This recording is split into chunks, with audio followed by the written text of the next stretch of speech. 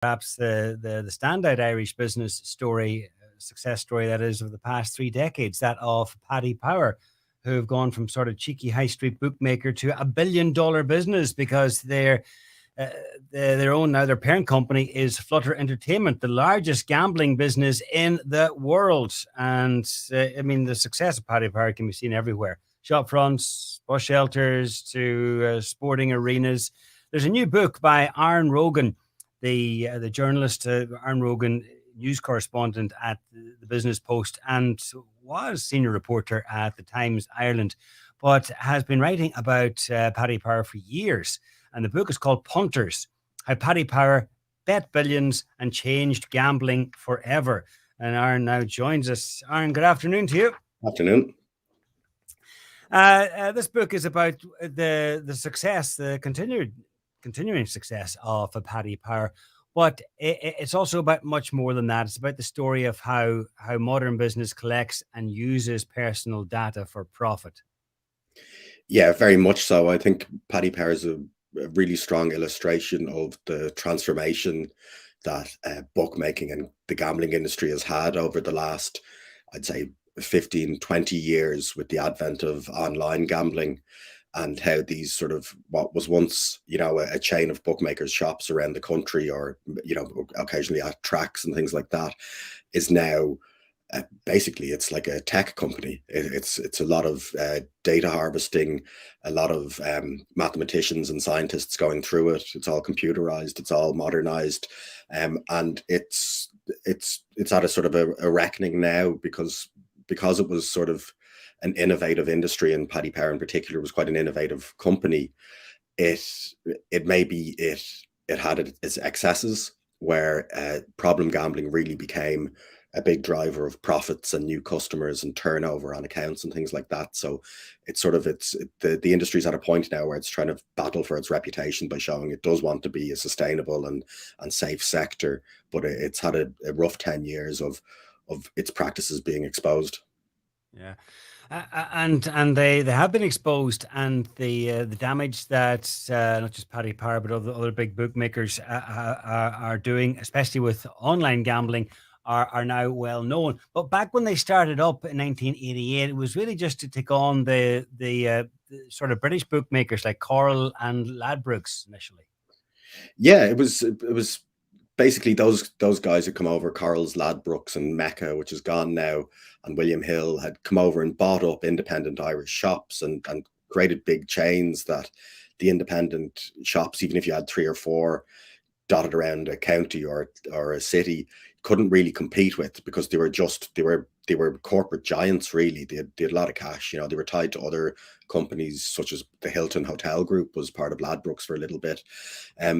So John Corcoran, Stuart Kenny, and David Power came together and started Paddy Power by linking up their shops.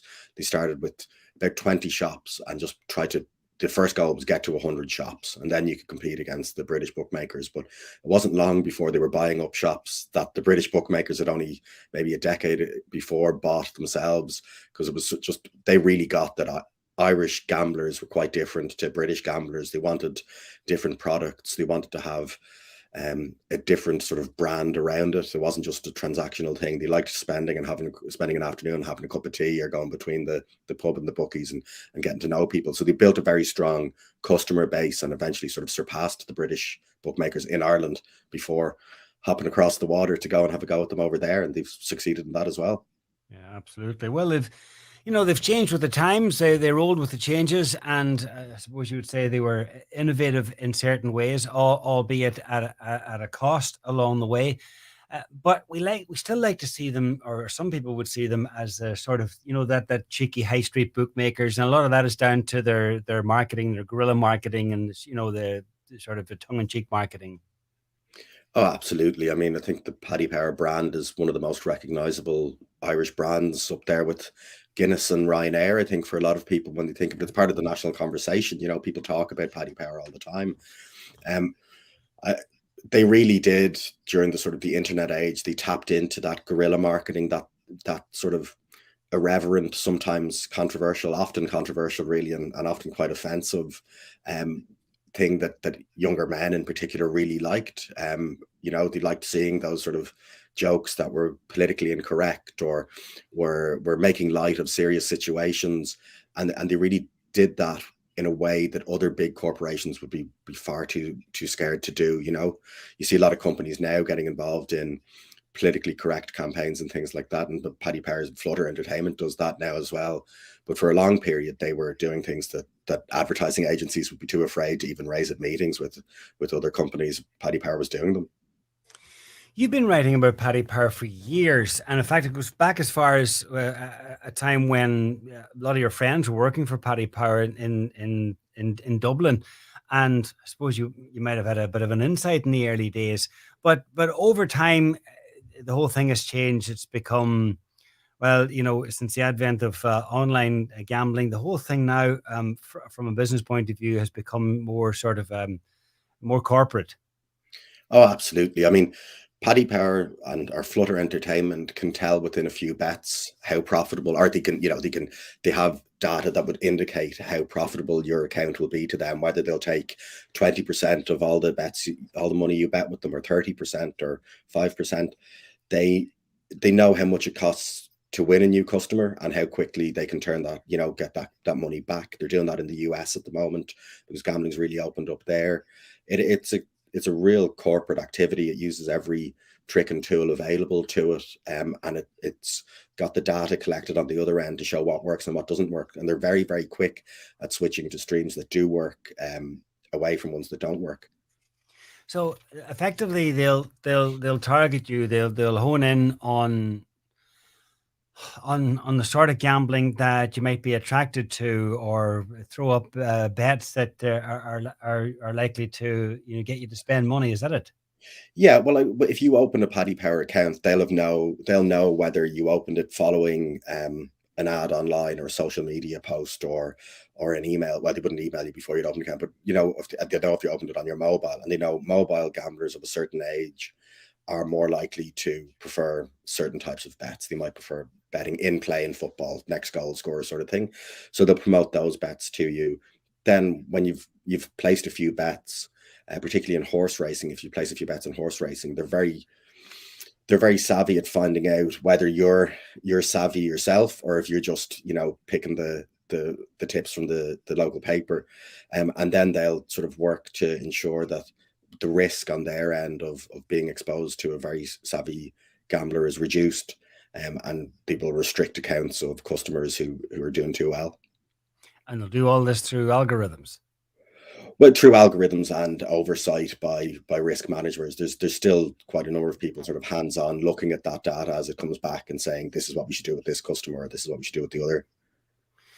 Flutter Entertainment are absolutely huge. They're the largest company of any kind on the stock market here. Mm-hmm. And what are Flutter doing about the whole problem of gambling addiction, if anything?